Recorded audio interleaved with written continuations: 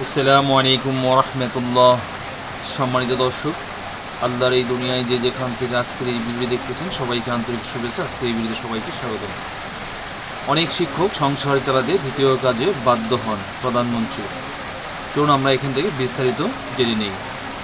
প্রাথমিক ও মাধ্যমিকের অনেক শিক্ষক সংসার চালাতে ক্লাস শেষে কৃষিকাজের মতো দ্বিতীয় কাজে যেতে বাধ্য হন। জাতীয় সংসদে এমন বাস্তবতা তুলে ধরে তাদের সম্মানে বাড়ানোর প্রয়োজনীয়তার কথা জানান প্রধানমন্ত্রী তারেক রহমান। তিনি বলেছেন, এবারের বাজেটে শিক্ষা খাতে জিডিপির 2% বরাদ্দ রাখা হয়েছে। সরকারের পরিকল্পনা অনুযায়ী 5 বছরের মধ্যে শিক্ষা খাতে বরাদ্দ জিডিপির 5% নেওয়ার লক্ষ্য রয়েছে।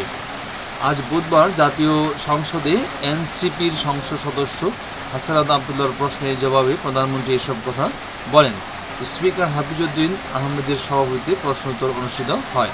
তারেক রহমান বলেন, প্রাথমিক ও মাধ্যমিক স্তরের অনেক শিক্ষক সংসার চালাতে ক্লাস শেষে কৃষিকাজের মতো দ্বিতীয় কোনো কাজ করতে বাধ্য হন। এই কাজ যাতে শিক্ষকদের করতে না হয়, তারা যাতে সঠিকভাবে তাদের সময় ও মেধা শিক্ষার্থীদের পেছনে ব্যয় করতে পারেন, সেই জন্য শিক্ষকদের সম্মানে বাড়ানো প্রয়োজন বলে সরকার মনে করে। পর্যায়ক্রমিকভাবে কাজটি করা হবে।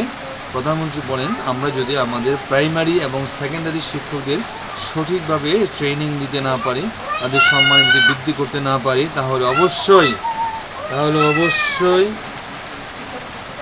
আমরা প্রত্যাশা করি না যে তারা ভালো কিছু করতে পারবেন। শিক্ষা খাতের আগের পরিস্থিতির সমালোচনা করে প্রধানমন্ত্রী বলেন, স্বৈরাচারের সময়ে শুধু ভবন হয়েছে, কিন্তু মানব সম্পদের উন্নয়ন হয়নি। তিনি বলেন, শিক্ষা ব্যবস্থার মান বাড়াতে হলে শিক্ষক প্রশিক্ষণকে গুরুত্ব দিতে হবে।